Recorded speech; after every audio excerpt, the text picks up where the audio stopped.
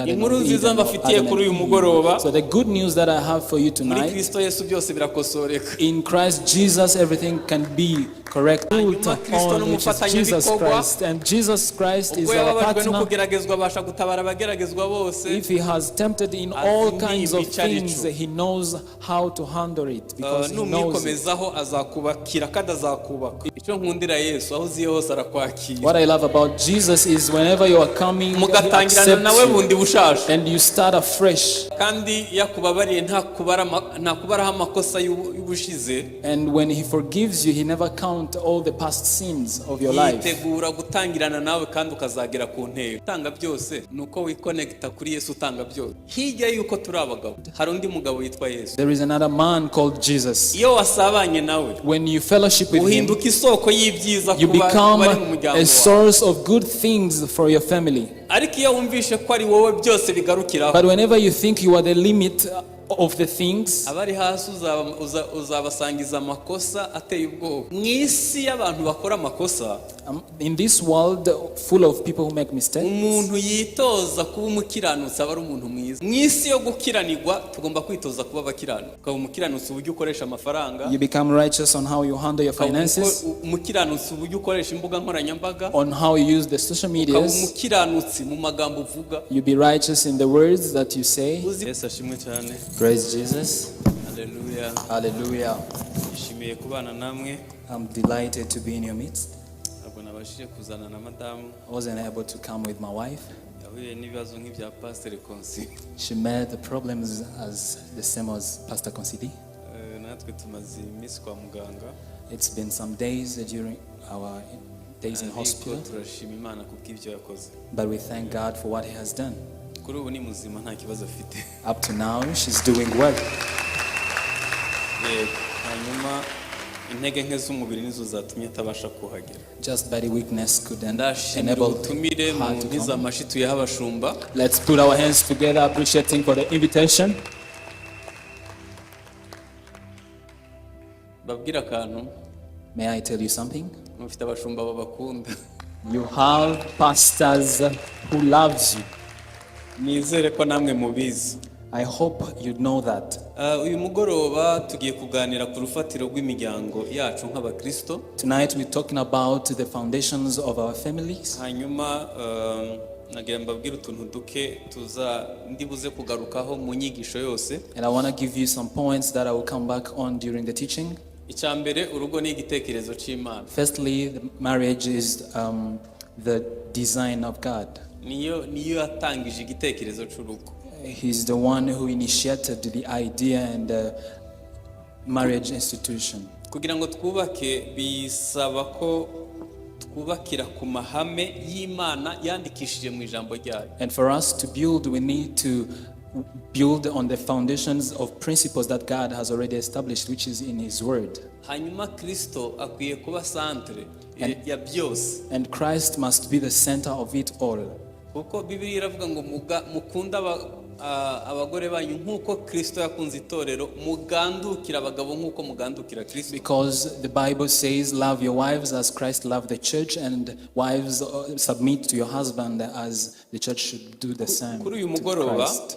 So tonight, nifuza ko dusobanukirwa urugo rwa Gikristo n'izindi ngo zisanzwe. I want us to understand the Christian home, which is how different from another normal homes. Hari ubwo tuvuga ngo urugo rwasenyutse rutarigeze rubaho n'ijoro rimwe ukurikije indorerwamo za Bibiliya. Sometimes we fool ourselves saying that home has been destroyed even not knowing existed in the first place. Ikindi turi burebere hamwe nuko Imana atanze inshingano mu bagize umuryango. Another thing we talk about, we will see how God has given responsibilities to family members. Hanyuma ikindi dukwiye gusobanukirwa kuri uyu mugoroba nuko Satani agwanya umuryango cyangwa se agwanya urugo. And another thing we need to understand tonight is that the devil fights against the family. Hanyuma Bibiliya ivuga umugisha ku ngo zubatse neza. And the Bible proclaims the blessing on the homes that are built well. Nagira ngo dusome Abefeso ibice 5 umurongo wa 22 tugeze 24. I want us to read the book of Ephesians chapter 5 verse 22 to 24. Abefeso ibice 5 22. Ephesians chapter 5 verse 22. aravuga ngo abagore mugandukira abagabo banyu nk'uko mugandukira umwami wacu, kuko umugabo ari we mutwe w'umugore we, nk'uko Kristo ari umutwe w'itorero, ari naryo mubiri we, ari nawe mukiza waryo. Ariko nk'uko itorero rigandukira Kristo, aba ariko abagore bagandukira abagabo babo muri byose. Amen. Amen. Nifuza guhera ndashaka kubanza kuvuga igisobanuro cy'urugo cyangwa se igisobanuro cy'umuryango. I want just to give you the explanation or the definition of a family. Ni ahantu hahurira papa, mama, abana ku bamaze kubabona n'abagize umuryango mugari. It is a place where dad and mom and children meet together, to those who have children. Hano hanze hari abandi bantu bashaka ko tubafata nk'umuryango ariko batavugwa na Bibiliya, nk'ababana bahuje ibitsina. There are other people here outside who wants us to acknowledge them as family members, yet they are not, like homosexuality. Subiremo ko umuryango n'ahantu hahurira papa, mama n'abana ku bamaze kubabona, hanyuma n'abagize umuryango mugari. I will repeat this. A family is comprised of dad and mom and children, for those who were blessed to have them. Imana niyo yatangije urugo rwa mbere muri Edeni. Imana niyo yatangije urugo rwa mbere muri Edeni. God is the one who started the family in Garden of Eden. Igishushanyo mbonera cyangwa se ico bisaba kugira ngo ubake neza, bisaba gukomeza gusabana nayo. The big picture for you to build well is all to be in continuous fellowship with Him. Dufite abantu batangiye ingo b'abakristo. We have Christians who started their families, bageze hagati barashaka kubaka mu buryo bw'abantu gusa. and then in the middle of the journey they started building it with mere knowledge. Reka ntange urugero. Let me give you an example. Reka ndutange ku bagabo. Let me give an example concerning men. Iyo twahasha umuceri ukishura minervare ugakora bya bindi byose uhita uvuga ngo ntaco ntakoze. When we bought food to be used at home and paid our school fees, you said, I've done it all. Haruguru navuze ngo tugomba kubaka urugo mu ishusho Imana yifuza ko tugubakamo, ndavuga kubakira kuri Kristo. I've said we must build our homes and our families in a way that God wants us to do, and I'm saying that by building the foundations on Christ Jesus. Hanyuma icyo nifuza ko dusobanukirwa kuri uyu mugoroba ni ukubaka ingo za Gikristo. And what I want us to understand tonight is to build Christian families or homes. Iyo nari kuba mfite ijoro ryose, I wish I could have a whole night. guhera ku murongo, I would have started on buri wese akatubwira urufatiro yubakiyeho, and then akatubwira everyone uko yatangiye urugo. would give us how he started his family. Hari ibintu bitatu bivuka kimwe. There are three things that are not separated. Icya mbere ni urugo. The first one is a family home. Icya kabiri ni agakiza. Second one is salvation. Icya gatatu ni umwana.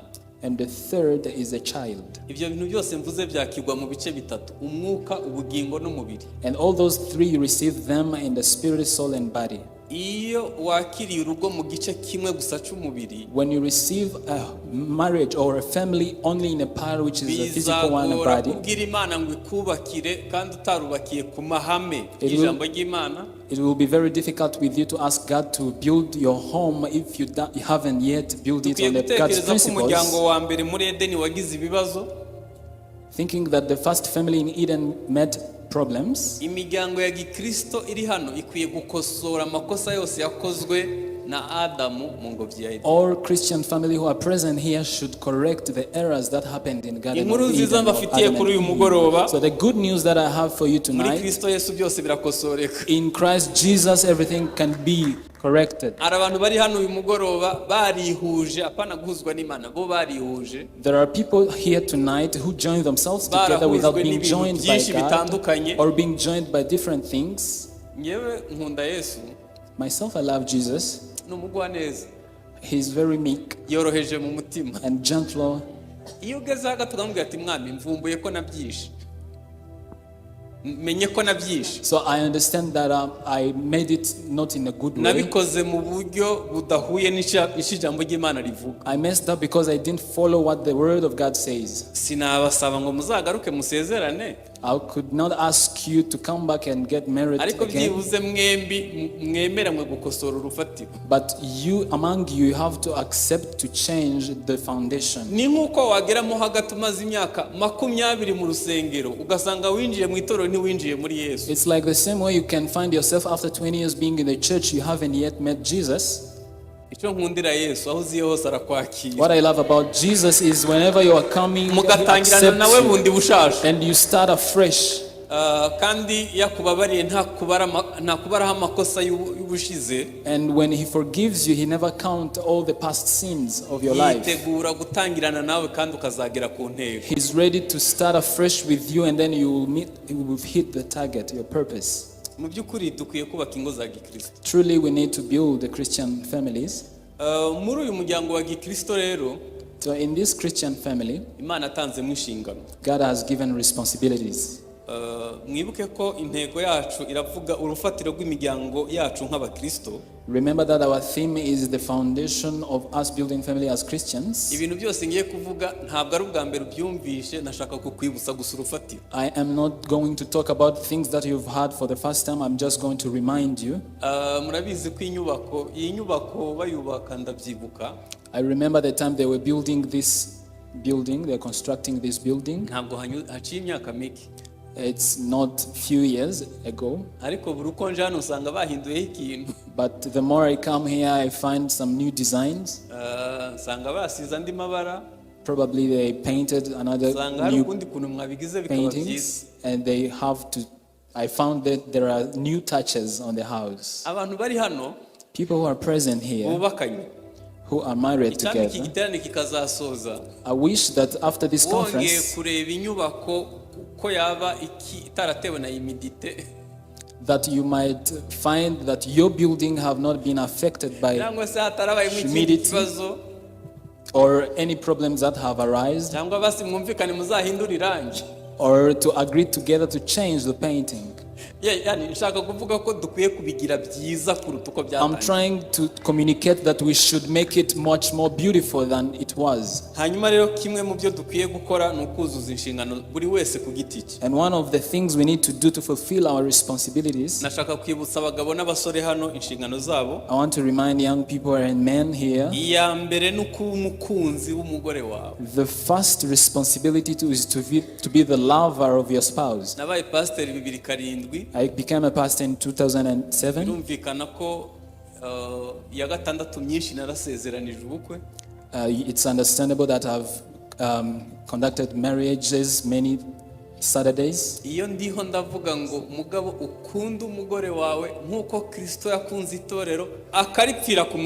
When I'm saying love your wife as Christ loved the church and died on the cross, I never get used to that.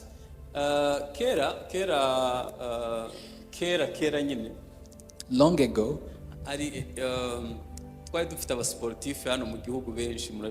we had many athletes here in the country.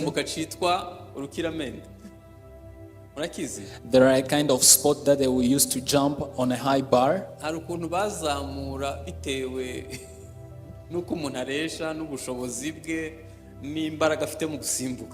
They will add a level according to their capacity for an athlete to jump over. I want to tell the men who are here that God has increased the level. Loving your wife up to the death that Jesus died on the cross.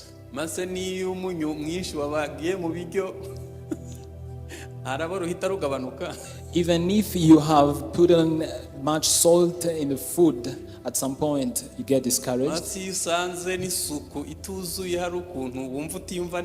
Or when you find the hygiene at home is not well, you feel not good. I want to ask everybody who is here, did Christ love us when we were righteous?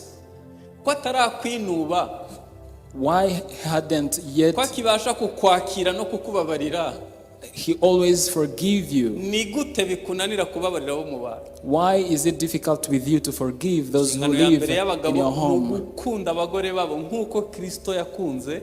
The first responsibility for men is to love their wives as Christ loved the church. Ya kabiri ni ukuba umurezi mwiza w'abana be. The second responsibility is to be a good parent to their children. I told you that the child must be received in three parts: spirit, soul, and body. And in the world there is the generation of two people, the Cain generation and the ones who fear God. A sad story is that there are Christians who love like Cain, who gave birth like Cain. If you are not able to care for your child spiritually, soul, and body, be ready that that child will become a burden to the church, to the country, and to the nation.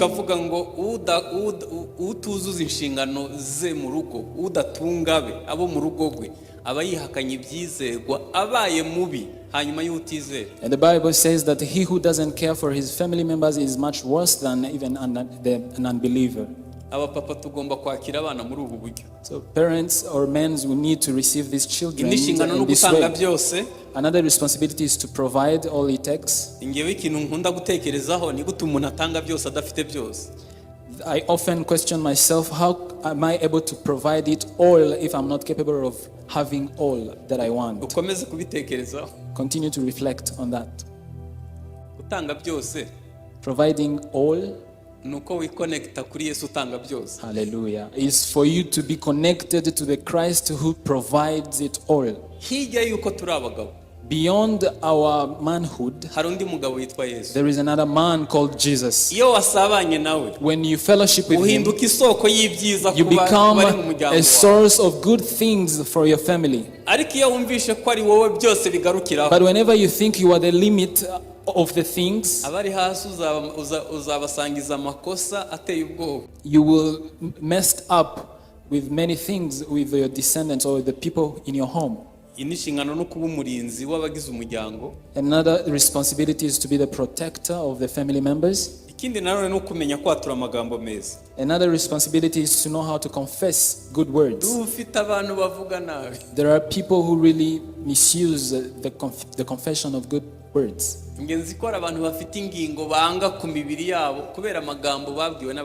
Sometimes they hate the members of their bodies because of maybe of the prior words that they've been communicated by their parents. I don't want to mention some examples,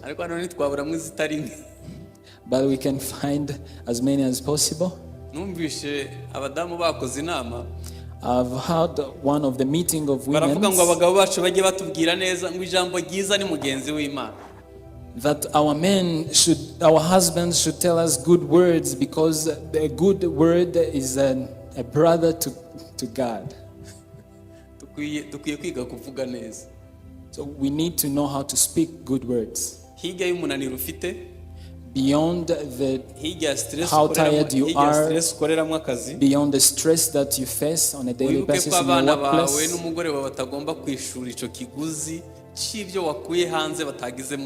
Kindly remember that your children and your wife should not pay the price in which they hadn't have a part in it.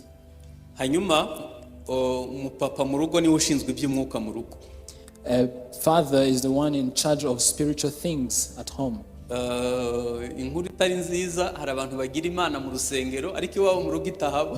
Bad news, there are some people who fellowship with God only in church, but God is absent at their home. I told you a mistake that I did last opportunity when I was here. Many places where I became a pastor.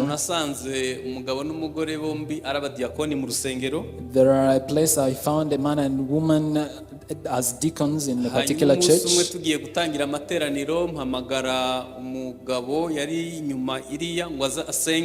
upon the beginning of the service, I called upon the man to come and pray for the service to start. kuva inyuma hariya kugera hano yaje yatutubikanye ameze nabi.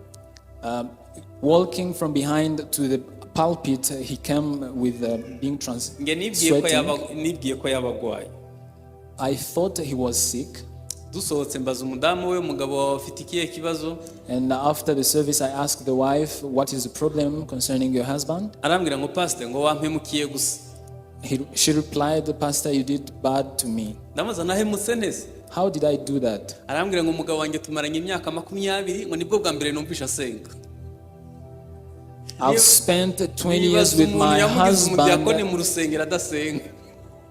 We've been 20 years in the marriage, and this is the first time to hear my husband praying. We should not only fellowship with God at church, but also in our homes. The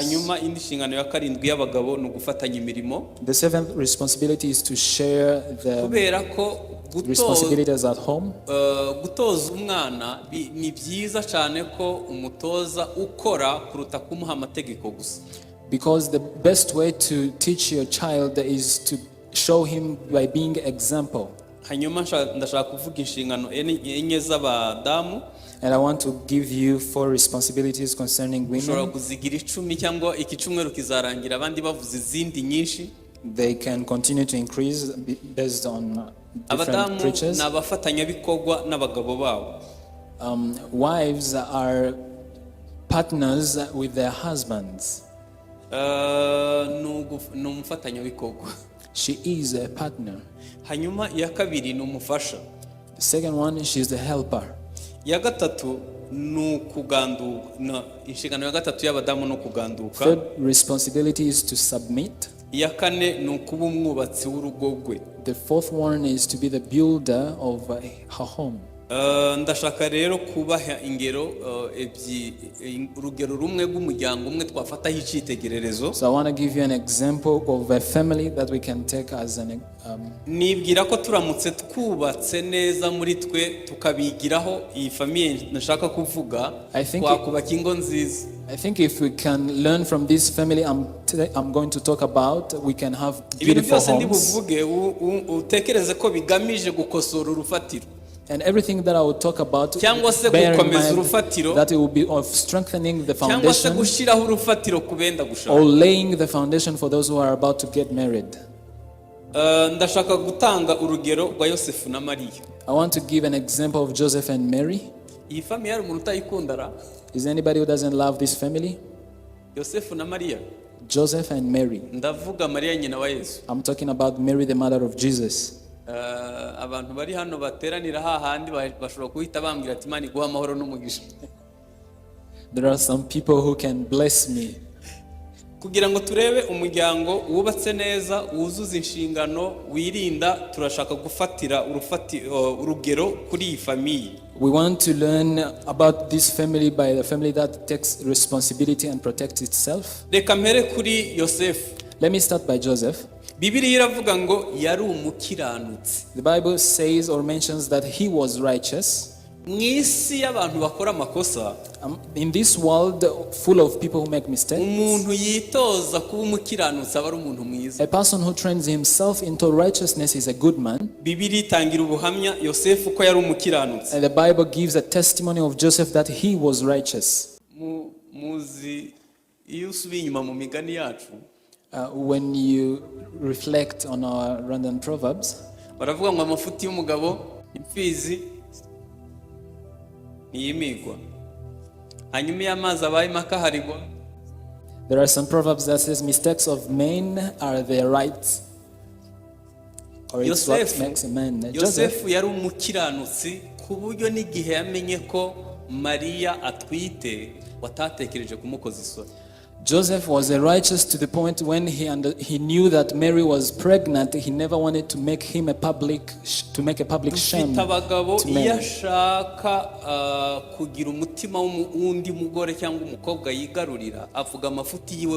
There are men who, when they want to win another woman's heart, they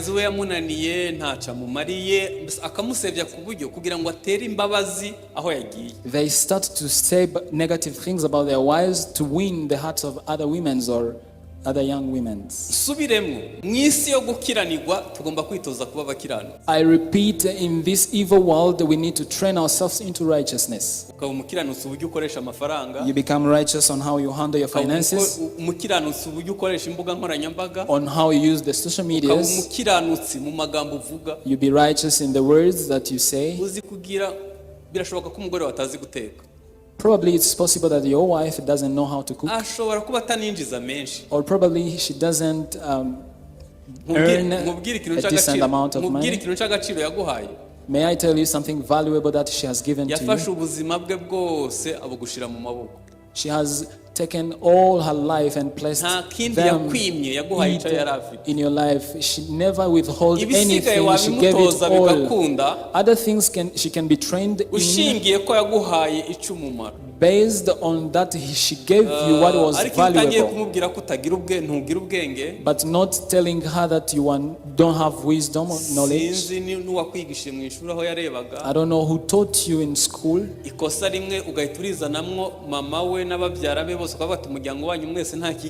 Just one mistake, you recall all people in her life. And today she's on a medication based on bad words that you've spoken to her.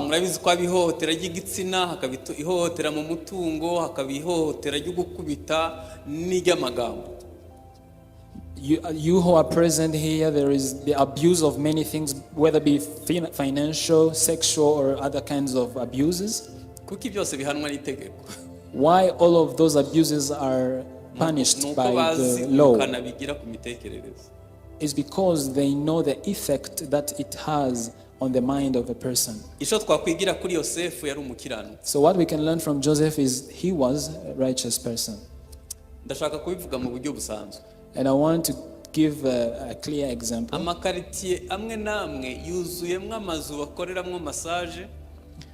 Different neighborhoods are full of the house that they do massages or spa. And those who are much more stressed than others are men. But if you can know what happens in those kind of houses, you can be fearful. It looks like it's a business which is making much more profit. So what is more sad? Women have accepted themselves. You know the trending story of Balthazar?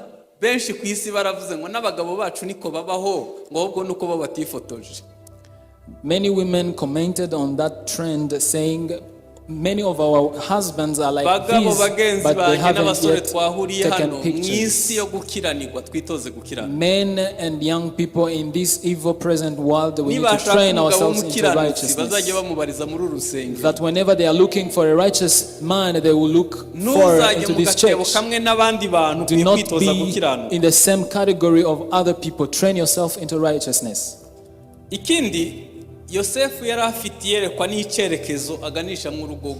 Another thing, Joseph had vision and purpose to lead his family into. Listen me carefully. The value of a person is directly proportional on how he possess God in himself. All the time you fellowship and spend much time with God, He will reveal things to come. You will understand the purpose and calling or vision upon your life.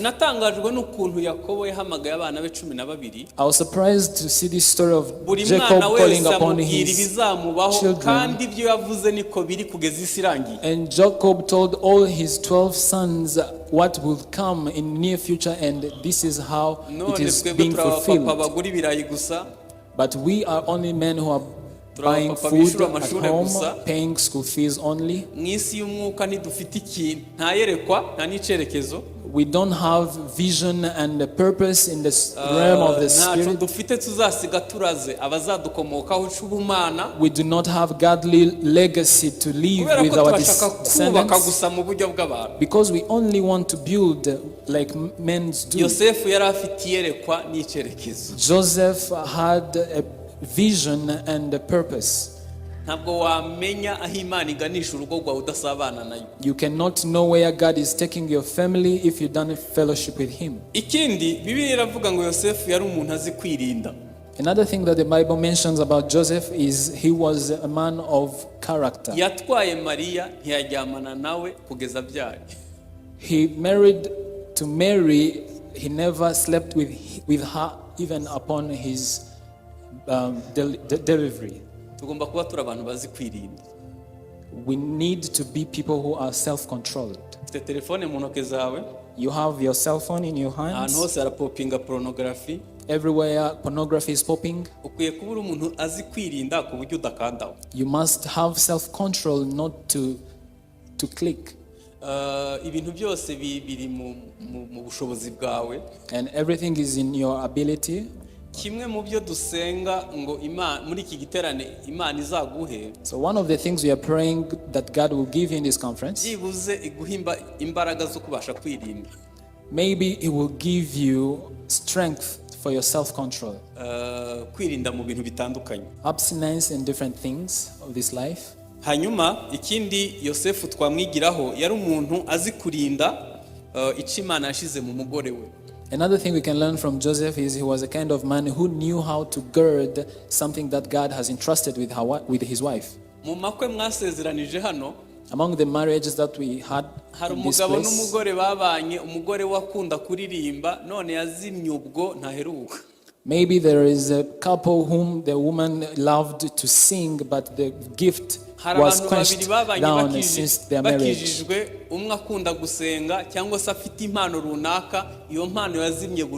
Maybe two got married, one with a kind of gift or another one loved to pray, but they were quenched because one of the couple could not know how to gird and to nourish the gift. Mushobora kubana yifitemo ubushobozi bwinshi ariko ntuzabashe guteza imbere ubwo bushobozi yifitemo bukabonwa n'abandi bo hanze mugenzi wa ntabwo areba. You can live with your partner having a lot of capabilities, but you do not know how to nourish them because you do not know them. Gatanu, Yosefu yari afite umwuka wera. Fifth, Joseph had the Holy Spirit. Muribuka ko iki gihe cya Yosefu hari hashize imyaka 400, nta jwi ry'Imana, nta buhanuzi, nta yerekwa, ijambo ry'Imana ryarabaye ingume, nta by'umwuka bikihari. You remember that this period of Joseph, it was after 400 years of the silence where there was no word of God being proclaimed without the Holy Spirit. And the Bible gives the testimony that Joseph was full of the Holy Spirit. The sixth, he obeyed God. Iyo Yosefu ataba umuntu yumva kandi yumvira Imana, Yesu aba yarapfanye n'izindi mpinja. If Joseph would have not been a person who obeyed God, Jesus would have died with other children. Imana yamubwiye kubyuka no guhungisha umwana, hanyuma itashira mu bikorwa cy'Imana ivuganye nabo. God instructed him in vision to go and flee with the child, and then he implemented what God has told him. How many things did God communicate to you which you disobeyed to accomplish? So we must learn from him to obey and to listen to God. May those who hear what the Spirit is telling the church. The seventh is to give everything, yet he was a carpenter. The worst poverty is to not know what to do for your well-being of your family. Nukubyara abana ntumenye ururimi rw'urukundo kuri bo. Is to give birth to children and know the language of love, their love language. Nukutamenya imiterere yabo. Is to know not to know their characters. Nukutamenya umwihariko uri kuri buri mwana. Is to not know the distinction among your children. Is to bear a child and do not know the purpose of God upon his or her life. Ubukene bwa nyuma nukumuha ibirayi gusuka mu ishuri rishure ntumenye ibindi byose bizamugira umuntu. The worst is only to provide for food, and you are not capable of giving what it takes even to equip him to fulfill the responsibilities. Dukwiye kuba turi abantu bazi gutanga byose. Yosefu ntabwo yari afite ibintu byinshi ariko yari umuntu utanga byose. We must be able to deliver all it takes to build our families. Joseph did not have all it takes, but he delivered, or he gave everything. One day I was in Nazareth. Hanyuma twahageze nimugoroba naniwe. We reached the place during the night and I was very tired. And those who were with me, they went in to visit. Probably is because I happened to be in that place numerous times and I was not.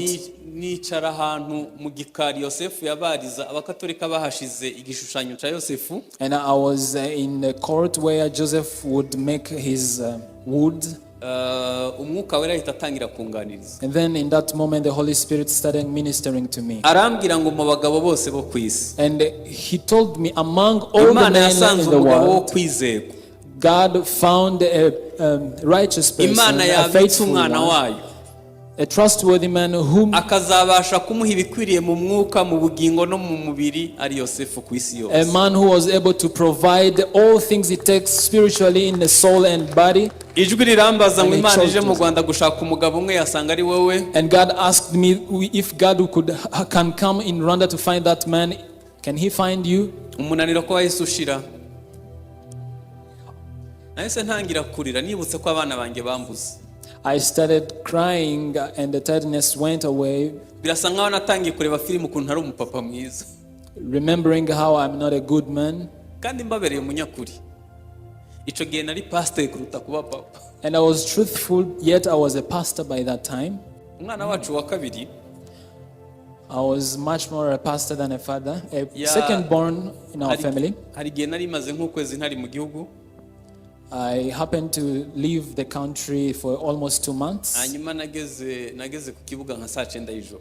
And I reached at the airport almost at 3 a.m. in the morning. Umwana wacu arabizi ko nkunda indabo. And one of our child know that I love flowers. Getting the opportunity to ask for a blessing for those who prepare the flowers in front. Hanyuma uwo mwana asaba amafaranga mama we aragenda gura indabo azirarana mu cumba cye. And the child asked for money from her mother and then he bought flowers. And in the morning he knocked on my door, gave me flowers and said, "Happy birthday, Dad." But he asked me, he told me, I have a question.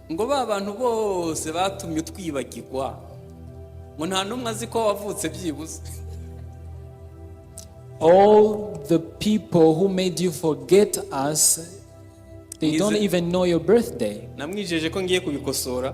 I promised him that I'm going to change things. Because at that moment I found that I'm not a good father. I want you to look at me. I want to tell you that in family, whether you want it or not, you will come back. Whether be in your retirement, you will come back in your family. You will return back at the bed of your sickness.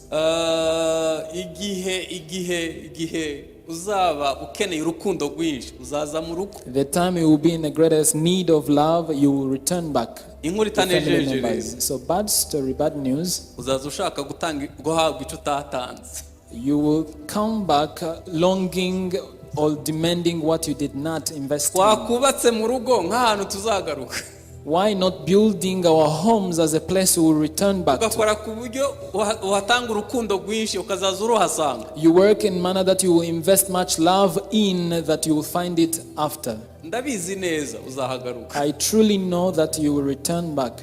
Dukwiye kubaka urugo nk'ahantu haba hari ukubaho kw'Imana. We must build our families as a place where God dwells, as a place of nk'ahantu hakuvura stress ukuye hanze yose. Even like a place where you become relieved from all the stress from outside. Reka mvuge kuri Maria. Let me talk about Mary. Maria hari ibintu byinshi dukwiye kumwigiraho. There are a lot of things we can learn from Mary. Ntabwo ndi buhasome kubera umwanya. Luka 1:46. Luke chapter 1 verse 46 up to 55th verse. Havuga ibintu byose ngiye kuvuga, ndashaka kubivuga mu magambo make. It contains all things that I'm about to speak. Mwibuke ko natanze urugero ku muryango wujuje inshingano kuri Maria na Yosefu. Remember that I gave you an example which of a family that have fulfilled all the responsibilities. Kuri Maria twamwigiraho. I want to speak about few things that we can learn from Mary. Icyambere Maria yarazi ibyanditswe byera. Mary knew the scriptures. None se ko Imana yandikishije amahame mu ijambo yayo twakubakiraho ingo tukaba tudasoma Bibiliya tuzubakisha iki?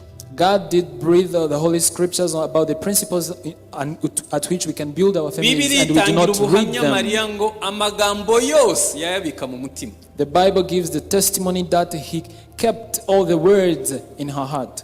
Icya kabiri, second, yarazi isezerano ry'Imana kuri Isirayeli. She knew the promise of Israel, the promise of God to Israel. Umunsi amenya ko atwita Imana, the time she knew she conceived God, yaravuze ngo Imana igiriye neza umugaragu wayo nk'uko yabivuganye na Aburahamu itabaye Isirayeli. She said God did well to Israel because he's coming to rescue Israel as he has talked about it with Abraham. We need to have people who have big hearts to contain many people. And we must be able to know God's promises concerning our families. Second, Mary was a person who would obey God. The time she was conversing with Gabriel, she said, I'm born servant to God, may what you speak be unto me. Nashaka kubaza abadamu nkuko nabajije abagabo ni ibintu bingahe Imana yakubwiye gukora bikakunanira kubera ko utabasha kumva Imana cyangwa se utabasha kumvira Imana. I want to ask you, how many things did God talked about that you need to accomplish but you did not know because you did not know how the word of God says. Ikindi twakwigira kuri Maria yari umuntu ugira ibanga. Another thing we can learn from Mary, she was a secret keeper. Mutekereze ko yavuganye na marayika Gabriel ntagende yirata avuga ati ngwahita ajya gushaka aba YouTubers avuga ati nyewe navuganye nawe. See how she mastered the situation, not boasting how she talked. She conversed with an angel Gabriel. Kimwe mu bisenya urugo n'ukubura ibanga ry'urugo. One of the things that destroys our families is to lose a secret of keeping secret in our homes. And then when we come to young guys in these days,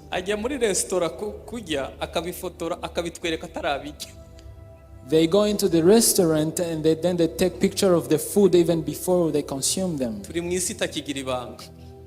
We are in the world that do not have secrets, where you expose all your life outside. And let me tell you that those things that you post, we don't know exactly where they keep them. Bad news is that they will bring back to you. They will send them back to you. They will bring back them to you in your old ages, and then you feel ashamed. We must be people who keep secrets, training ourselves to build a kind of homes or families that keep secrets. Another thing, she was humble. Yari umuntu yabitse amasezerano y'Imana akomeye ariko akomeza kwicisha bugufi. She was a woman who kept great secrets concerning God, but she kept his humility. Iyo urebye neza yari afite n'uburere bwo mu muryango, kuko biravuga ngo yari afite indangagaciro yanashatse akiri isugi. And when you observe well, you will find that she had great values concerning good families because she was married while she was still a virgin. umushumba umwe wa Uganda afite urusengero runini rurimo abantu ibihumbi. One pastor from Uganda have a mega church. Ntabwo nzi niba yarabikoze ari urwenya cyangwa yarabikoze abishaka. I don't know if he did this joking or yaravuze ngo mfite igihembo cy'umukobwa ukiri isugi azagifata. He said, I have a reward for a virgin girl. Please come forward if you are the one. Inkuru nuko bamubuze. Bad news, they did not found one. Ubajene bose bari mu rusengero babuzemo umukobwa ukimeze gutyo. In all young people in that church, they did not found any virgin. Maybe you can forget what I said immediately. But bear in mind that we need to raise our children with godly values. They live in a terrible life. Mary had family values. Another thing, she had a big heart. Another thing we can learn from her is that she had good friends and an advisor.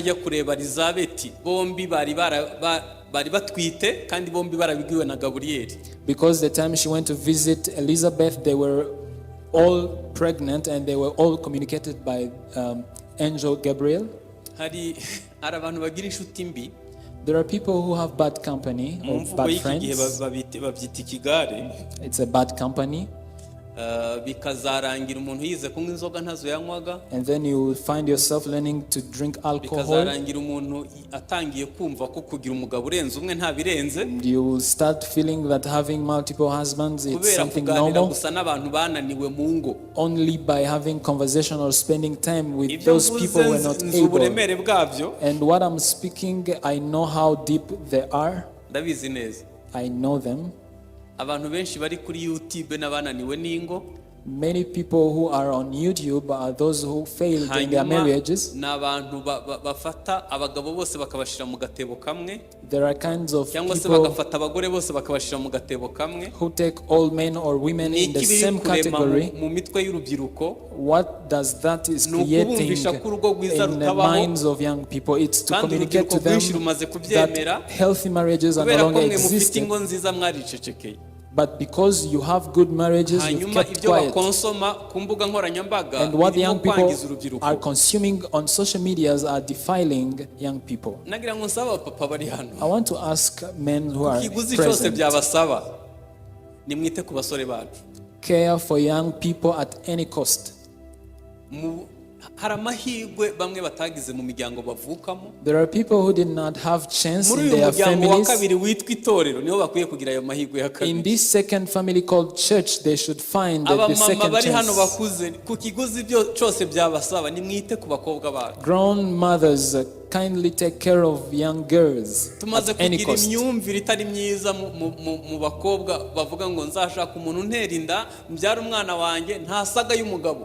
We've come to this mindset of young girls saying, I'll find someone to impregnate me and then I'll have my child with no husband. We must have a heart like of Mary, having a good company.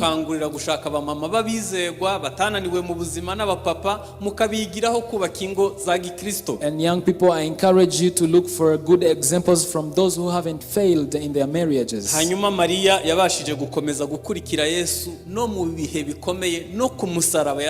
And Mary steadfastly continued following Jesus even in difficult times, the way of the cross. I will be misleading you if I say all marriages will be its valleys and on highs, but we have a strong foundation that we've built on, which is Jesus Christ, and Jesus Christ is our partner. If he has tempted in all kinds of things, he knows how to handle it, because he knows it. If you rely on him, he will strengthen you and he will build you up. The last point I want to say about Mary, she knew how to train her family how to fear God. Among the children she bare together with harimo Joseph, benshi babashije kwizera barimo Yakobo na Yuda n'abandi. many of them, like James and Jude, they believed. They came to Muri faith. iki gihe cy'isi ihuze, And in this busy world, si byiza gutanga ibirayi gusa. it's not only good to provide for food. Uzatoze n'umuryango wawe kumenya Imana. Train your family to know Uzabaha God. amahirwe yo kubigisha ibyanditswe byera, Give them the opportunity, sharing with them the kandi Holy ubusa Scriptures, n'ibyo wigisha and being an example of what you teach. bizafasha abana bawe guhitamo neza. It will help your descendants to choose well or to have good Kare hari umuntu choices. twahoze tuganira, During the day, I had conversation with somebody, ndamubwira nti hari ibintu ngewe bintera urujijo. and I told him I often get confused. Abapapa batereta hanze Fathers who cheat outside, bashaka ko abana babo baba abanyangeso nziza batazigera babikora. they want their children, they want to let their children behave well. Abamama birirwa babesha aho bakorera, All women who lies at bashaka their ko abana workplace, babo baba abanyakuri, they want their they expect their children to be right always, and even they nagira ngo found mubwire ko ibyo twigisha they n'ibyo beat them. turirimba si byo bihindura abantu n'umwuka ubiherekeje. I want to tell you that what we teach or say doesn't change people, only the spirit behind, the character Ntabwo and abana the bawe way bazigera baba abantu beza.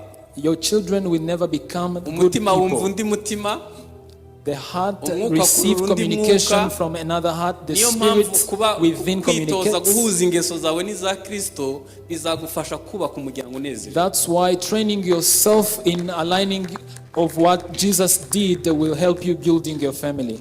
Nitegura gusoza Drawing to my conclusion, kugira ngo umuryango wacu ube wubatse neza, for our families to be well niki established, dukwiriye gukora? what do we need to do? Icya mbere, The first thing, dukwiye gufata Imana nk'aho ariyo yatangiye urugo rwa mbere. we need to take God as the author of the Tukareka family ikatwubaka ikanatwubakira.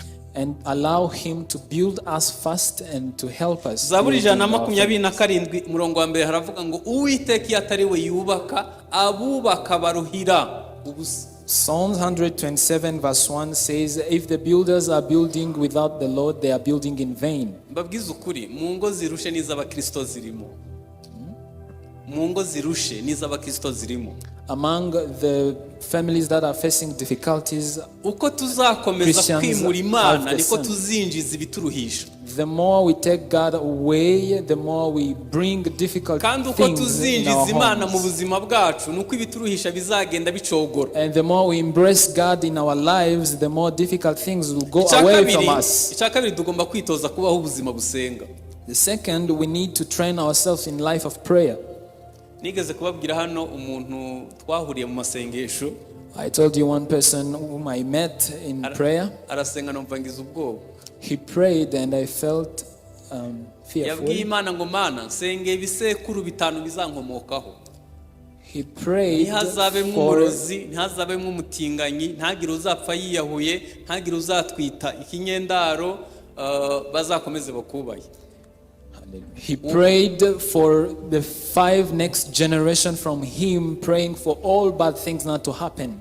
Uwo muntu amaze imyaka nka 20 nta mwana arabona, ariko yizereye imyaka 500.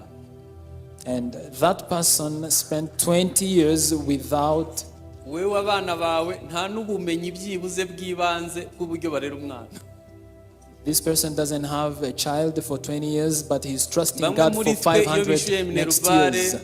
bakagura imyenda bahita bumva bujuje inshingano. Some of us, when we pay the school fees, bought clothes, we feel like we have already hit the target. Kugeza ubwo tumenya ururimi rw'urukundo ku mwana, tukamenya imiterere ye, tukamenya umuhamagaro uri ku buzima bwabo, tukabaha ikintu cuzuye mu bice bitatu: umwuka, ubugingo n'umubiri. We need to pray to the point where we know the love language of our children, their characters, their God's purpose over their lives, and to be able to provide spiritually and in the soul and in the body. Dukwiye no kwiga amahame y'Imana mu kubaka imiryango. But also we need to learn God's principles in building families. Mbabwire ko ihame riba ryubakiye mu itegeko. let me say that a principle contains a law, kandi hakaba harimo n'igihano kizahana uwishe itegeko. And also a consequence of those who didn't follow the law. Nta kintu wakora ngo uhindure amahame Imana yandikishije. There's nothing you can do to change the principles that God has already established. Ikindi dukwiriye gukora, and another thing we need to do, ni ugukorera mu bumwe bw'abagize umuryango, is to work in family unity. Nyewe nzi ko abantu abastare bose dufite muri gospel n'abantu n'umugabo n'umugore babashije guhuza umutima. I know that the famous people that we have in gospel is the woman and husband who have joined together. Hanyuma no mu buzima busanzwe gucuruza n'ibindi, umugabo n'umugore bahuje umutima, gutera imbere birihuta. Even in a business world, when a woman and a man are joined together doing business, they really get much profit. Ibyo mwaba mugezeho byose iyo guhuza umutima byanze, kwikubita hasi biroroha. Whenever you failed to be of one accord, of the same mind, everything you've achieved will come to nothing. And another thing we need to train ourselves in building our families. We need to learn how to have fruitful and edifying conversation in family members.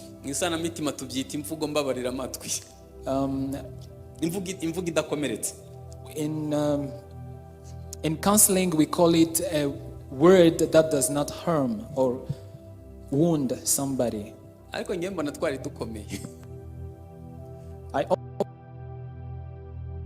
often found ourselves that we're strong people.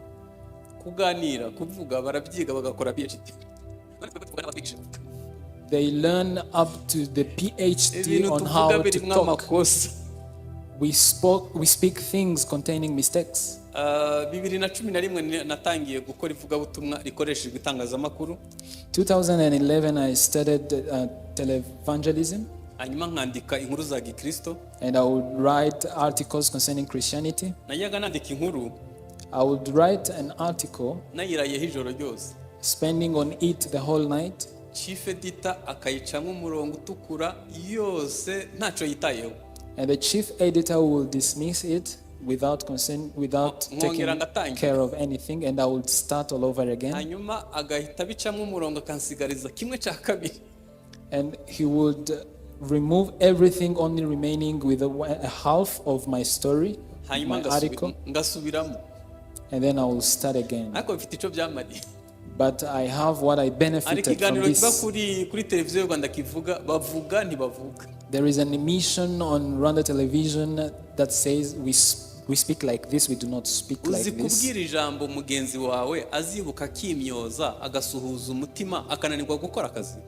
Do you know how deep it is to tell a word to your partner and he will struggle with it for many years?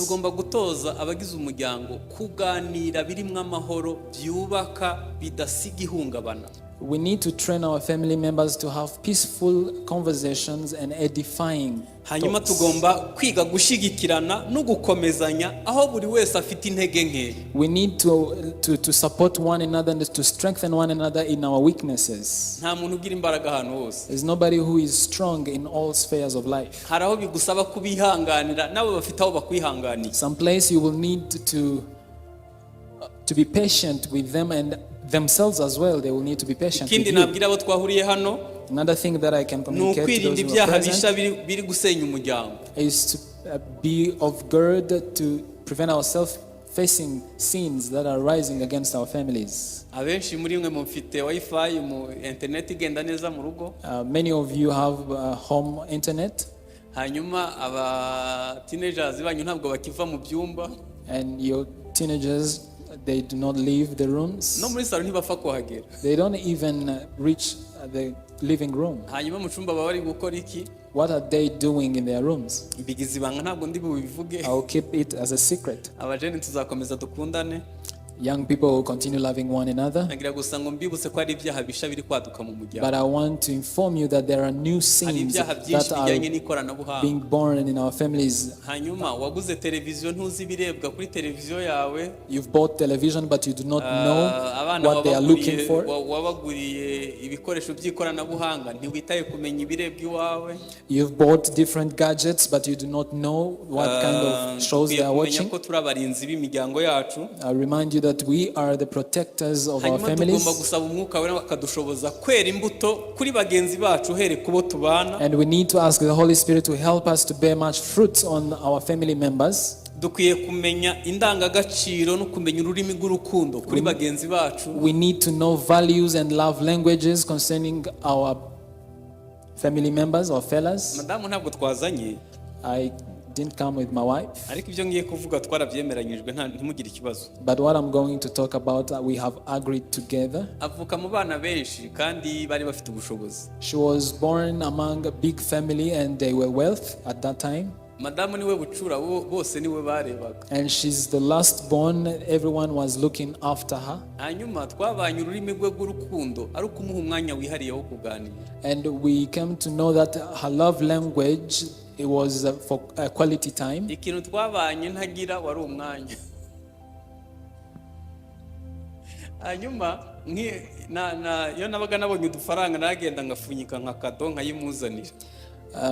would go and buy a gift for her and I would bring it to her.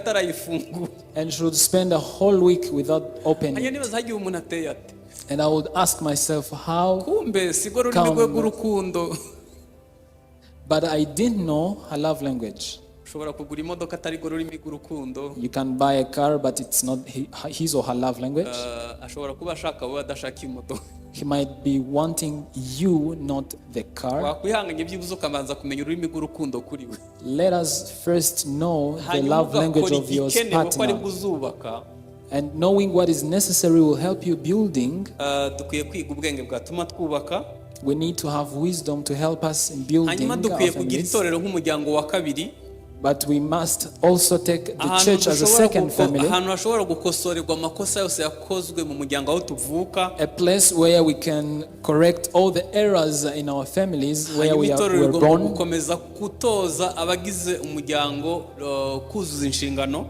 And the church should always be responsible of training those responsibilities concerning family members. There are something that I've seen here that has really blessed me. I don't know if you do this on Sunday, but there is this way of how men meet at their respective groups.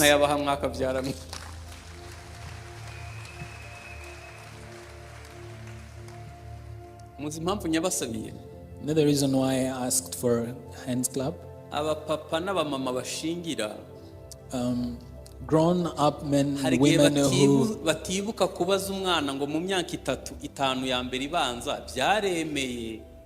sometimes you do not follow up on your children if things went well.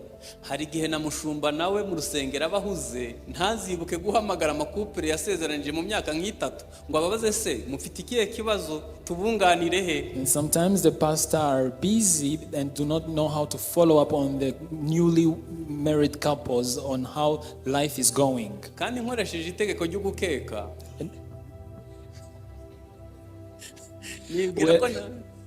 if I can use a law of self-doubt, nibwira ko na executive ku murenge nawe bafite akazi kenshi ku buryo atahamagara abo yasezeranije mu myaka 5. I can know that one in charge of conducting marriages at the district place could have been, if the leader at the cell is very busy and the pastor is also busy. hanyuma n'umuryango uvukamo wagushingiye nawe ukaba uziko muri mwijuru. And your family also are assuming that you live in heaven. Who is going to take care of the problems of the first 5 years? And whether you want it or not, you will have the school to go through. Ikindi tugomba gukora nukubaka ubuzima buri equilibre. And another thing we need to do, we need to have a balanced life. Having a balanced life. You know the time for your family, for finding or work, a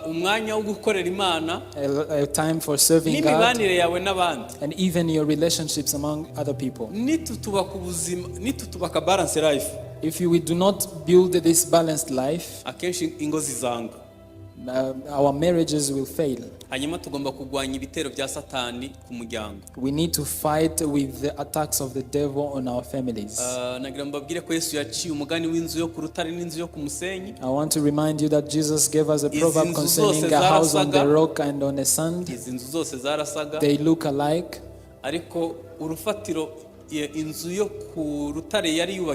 But the foundation at which this family on the rock which was built on caused it not to fall down. We have RIB. They have smartness in their work. Ariko sindumva bahamagaye umuyaga ngo ujye kwisobanura ngo basenye inzu. Nubwo bakora ibintu neza, umuyaga urigenga, ubereyeho kugerageza ibikomeye n'ibidakomeye. Even though Rwanda Investigation Bureau knows how to handle different things, but the wind, I've not heard of where an institution came to. The winds that struck the homes, I don't know. The wind is with purpose of testing what is strong or not. So in this conference, may God strengthen your foundation, may He strengthen your home, and may He give you to build a godly foundation. And the wind will not harm you because you are built on godly foundation. Lord, in the name of Jesus, we thank you for your word. We thank you that you've given us a family. Even you, Jesus, you were born in a family. Mistakes that were done by Adam in the Garden of Eden, we thank you that it has been corrected in the second family, which is of Mary and Joseph's family. And they were able to give birth to the Redeemer. May you redeem the hearts of men in this conference. May you redeem the sadness of people. Those who are in the families not being happy, help everybody to fulfill his own responsibility. Help us to repent and give us what it takes to build our families. Come and be with us in the name of Jesus Christ. Amen.